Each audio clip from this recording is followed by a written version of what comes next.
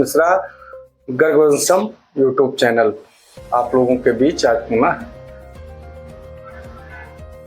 स्वतंत्रता संग्राम में अमोढ़ा राज का योगदान के बारे में आपको एपिसोड नंबर 2 भाग 2 में आप लोगों का स्वागत है। हम भाग 1 आप लोगों के बीच में बताए हैं और आज हम आप लोगों के बीच में उसके आगे की अमोढ़ा राज की जो कहानी है उसको बताने के लिए, जो सैनिकों की, जो राजाओं की और प्रजा के बीच के संबंधों की कड़ी है, उसको आगे बढ़ाने के लिए आए हैं। हम आप लोगों को वो बताना चाह रहे हैं कि भाग 1 में हमने बताया था कि भर राजा के संदेश देने के बाद कन्या के पिता तथा समस्त जनता आक्रोशित हो गई थी, लेकिन राजा से सीधा मुकाबला कर पाना कन्या के पिता को या वहां की जनता को एकदम से संभव नहीं था, क्योंकि राजा बहुत ही बलशाली था और किसी की बात को नहीं सुनता था, न किसी के दुख पीड़ा को समझता था। इसलिए वहां की जनता भी कन्या के पिता के पक्ष में होकर के चुपचाप कन्या के पक्ष में आ गई और उनके पिता का साथ करके एकजुट होने लगी। इसी बीच कन्या के पिता को किसी तरीके से पता लग जाता है कि जयपुर नरेश राजा कंस नारायण सिंह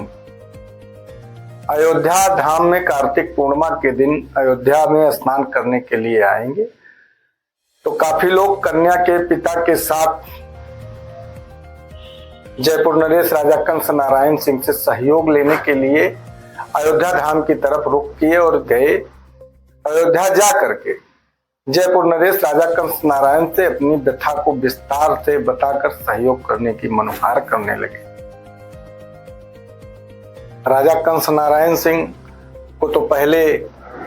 काफी क्रोधित हुए राजा भरवंशावली के ऊपर, लेकिन चूंकि वो भी दूर से आए थे तो इसलिए त्वरित जंग ठीक नहीं था। तो उन्होंने लड़की के कन्या के पिता को और वहां पे प्रस्तुत उनके साथ जो सभी लोग गए हुए थे, तो उनसे राजा कंस नारायण सिंह ने कहा कि हम आप लोगों की संपूर्ण मदद करेंगे और आप लोग हमारे बताए हुए काम को कर लीजिए, उसी के अनुसार हम आपकी मदद करेंगे। तो कन्या के पिता और वहां पे लोगों ने कहा कि इस अपार बेइज्जती से तो अच्छा है कि हम प्राणों की आहुति दे दें, आप कुछ भी कहेंगे हम लोग करने के लिए तैयार। तो राजा कंस नारायण सिंह ने कूटनीति के अनुसार कन्या के पिता और उनके जो लोग सहयोगी गए हुए थे, राज्य के जनता थी उनके सहयोग के लिए गई हुई थी, राजा से मिलने के लिए गई हुई थी। राजा ने सभी को समझाया कि यहां से आप लोग जाइए और राजा भर को अपनी पुत्री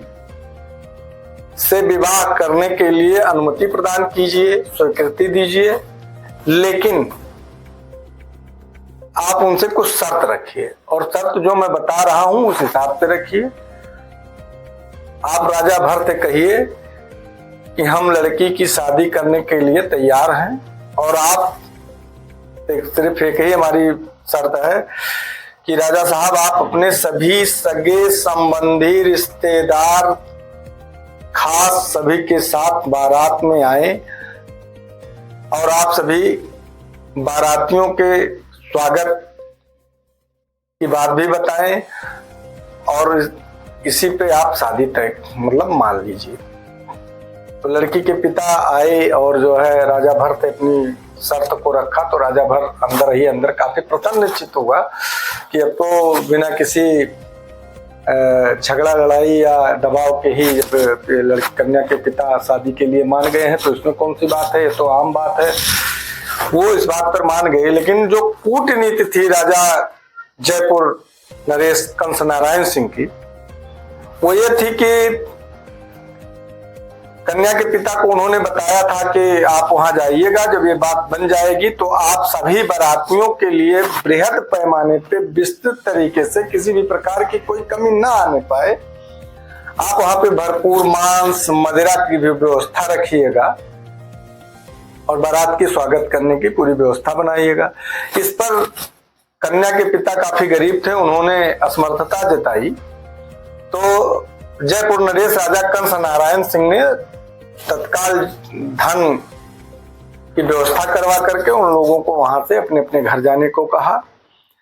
और कहा कि शादी जो है वो रामनवमी को हम जब स्नान करने आएंगे तो अब की बार हम अपने सैन्य शक्तियों के साथ, पूरी सेना के साथ,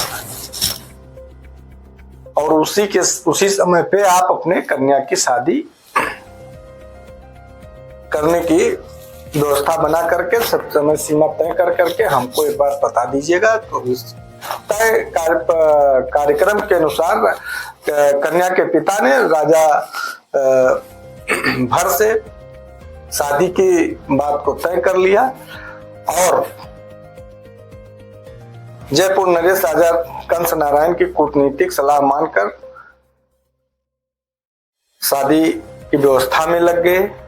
कन्या के पिता के साथ यहाँ की जो जनता थी, आप कह सकते हैं जो